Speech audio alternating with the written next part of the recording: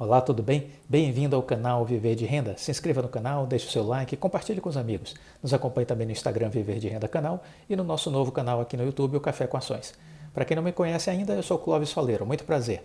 Sou formado em administração de empresas, consultor na área empresarial. Trabalhei a minha vida para grandes empresas do Brasil e do exterior, prestando consultoria nas áreas de planejamento estratégico, estudos de viabilidade, análise de mercado, formação de lideranças. Essa foi a minha experiência.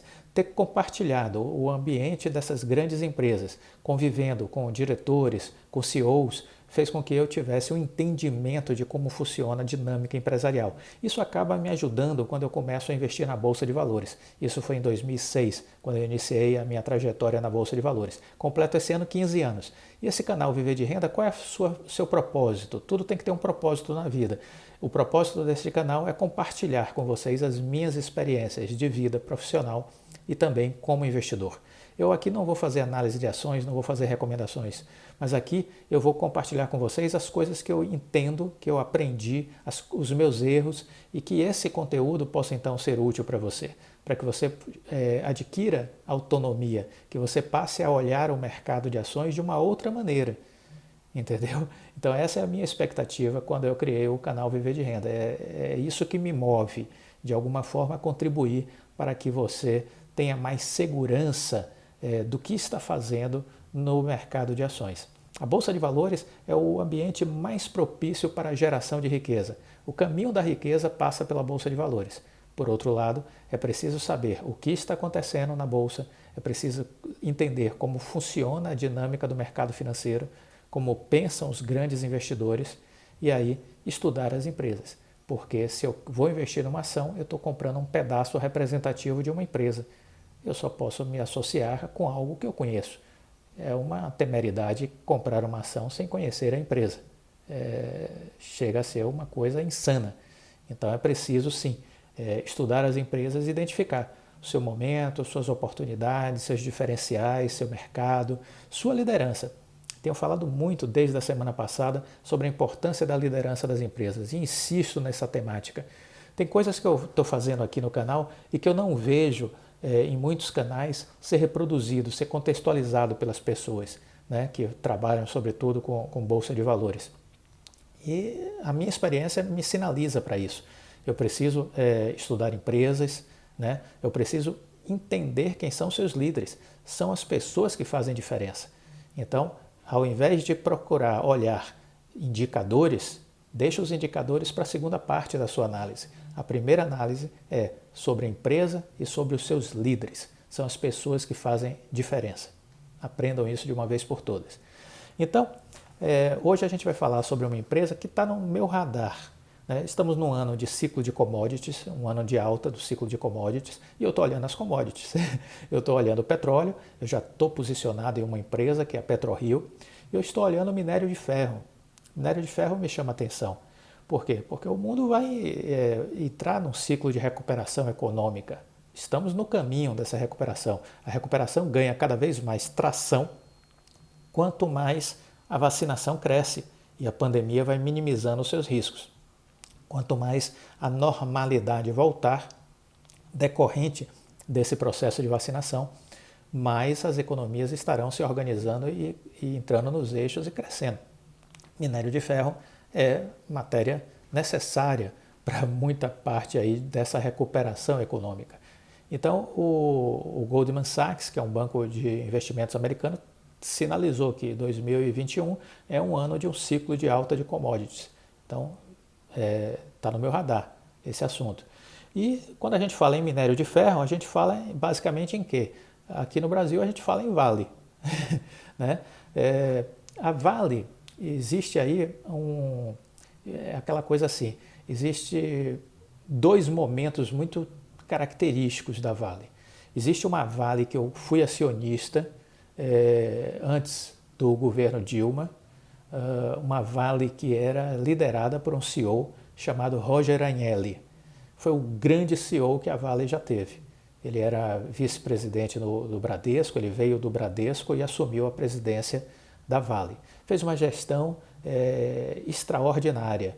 foi o período de maior crescimento da Vale em termos de ganho de mercado, valorização de suas ações. Quem teve ações da Vale na época do Rogério Agnelli ganhou muito dinheiro. A empresa se destacou, ele foi eleito várias vezes o CEO do ano aqui no Brasil, entendeu? Foi muito importante a sua administração.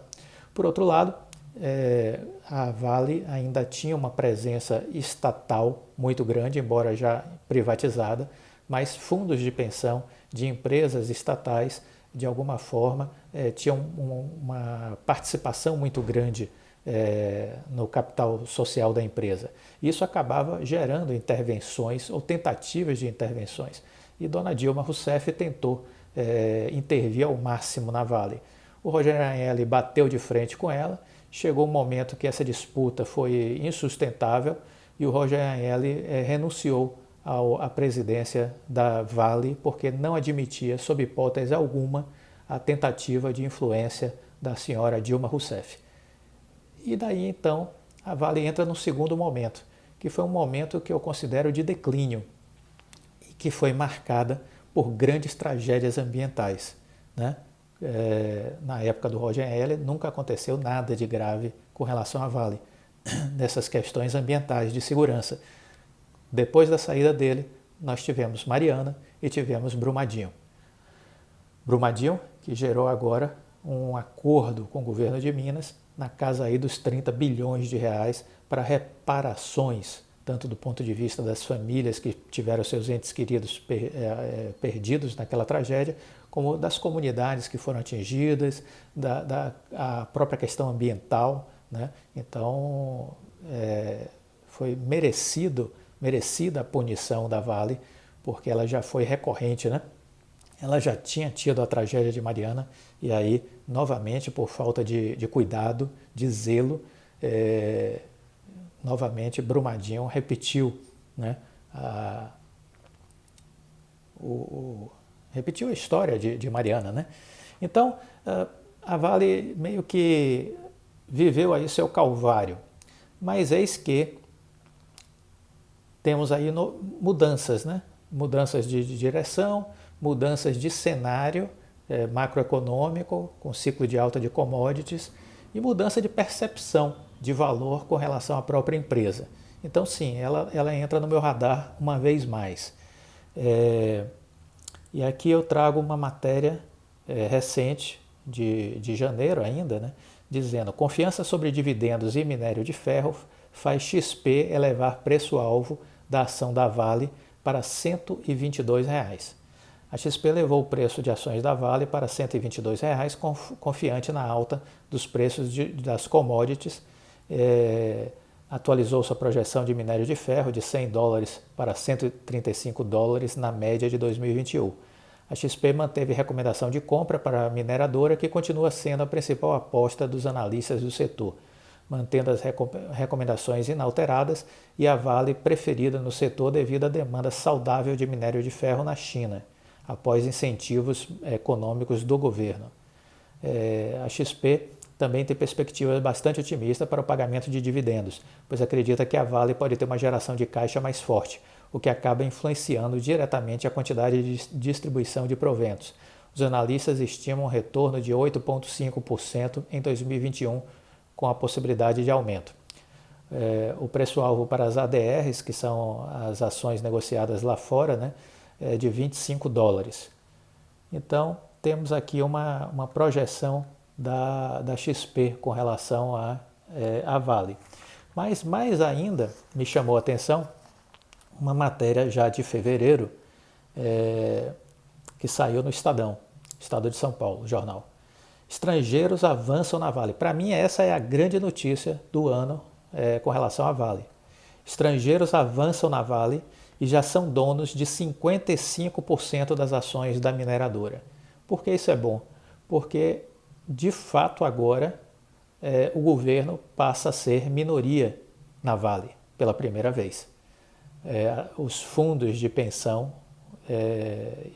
ligados às estatais não são mais maioria como eram na época do Rogério Agnelli, como tinham participação relevante na época do Rogério Agnelli, o que justificou a tentativa de de intervenção da Dilma na empresa, né?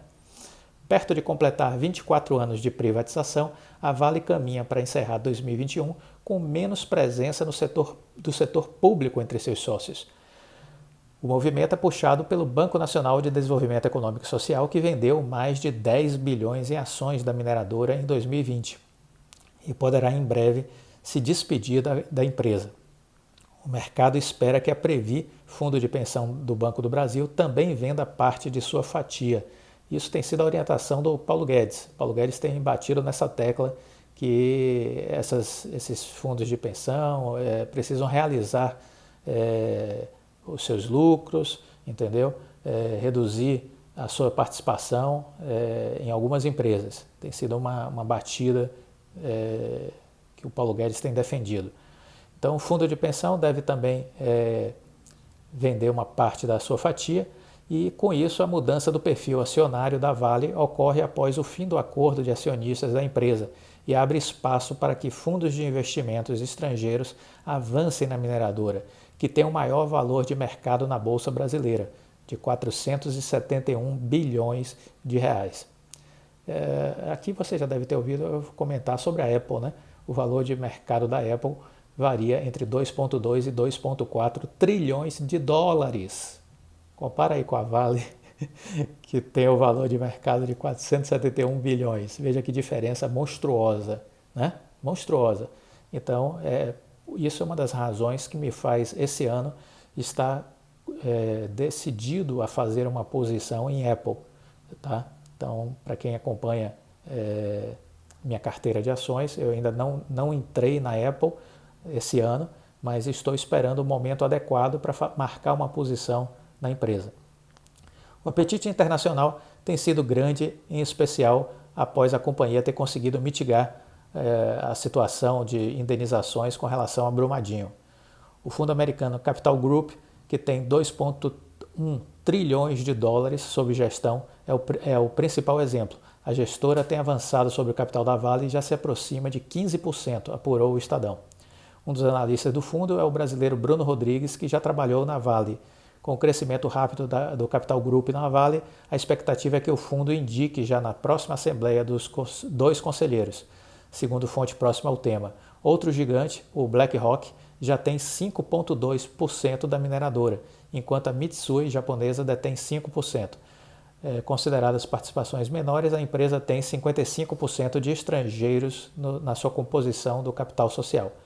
O Capital Group tem espaço para crescer e atingir até 25% do capital sem barreiras. A partir desse ponto, o Estatuto da Vale, reformado em 2017, define a realização de oferta pública para adquirir a totalidade dos papéis, prática comum em empresas de capital pulverizado para evitar a concentração de poder.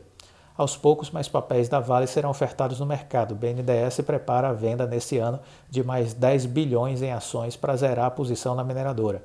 O banco tem mais 6 bilhões de debêntures participativas nos direitos minerais da empresa, venda que está próxima também de ser realizada.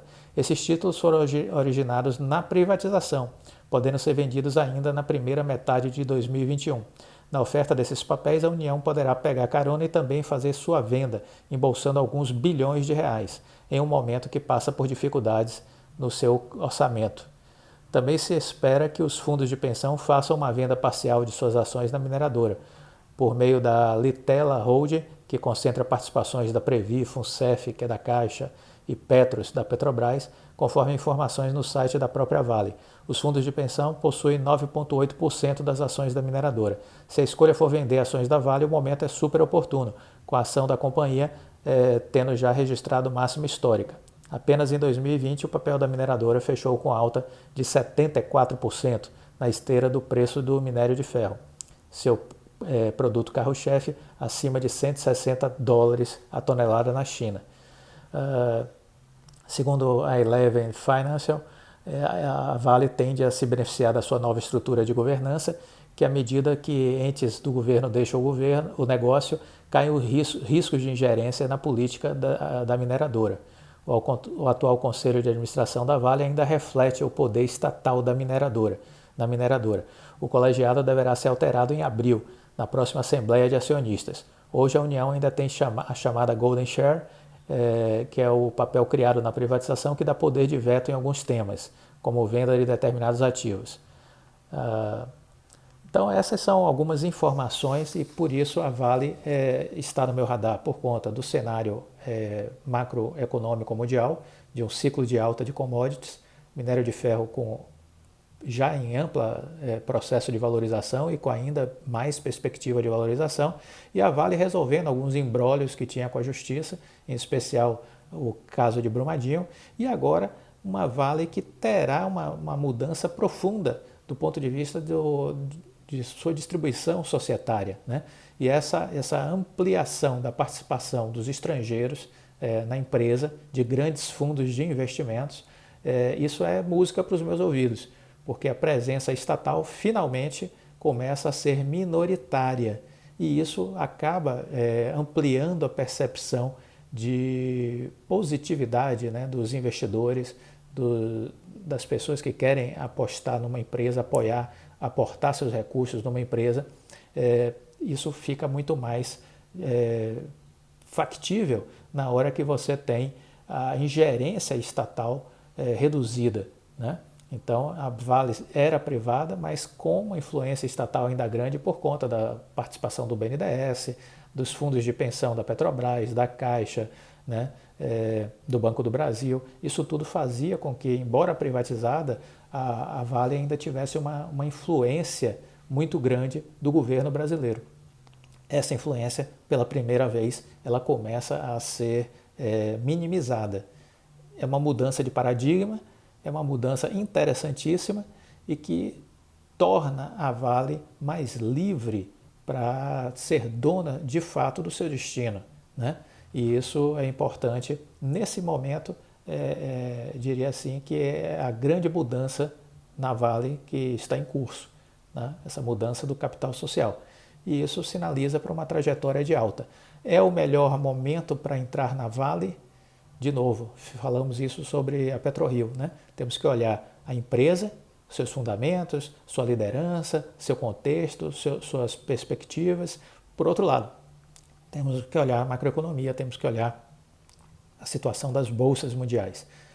Vale está no meu radar, só não acho que esse seja o momento. Estou esperando uma correção nos mercados mundiais. Vamos aguardar um pouco. Mas sim, a Vale está no meu radar e é isso que eu estou compartilhando com vocês. Um grande abraço e fiquem com Deus. Tchau.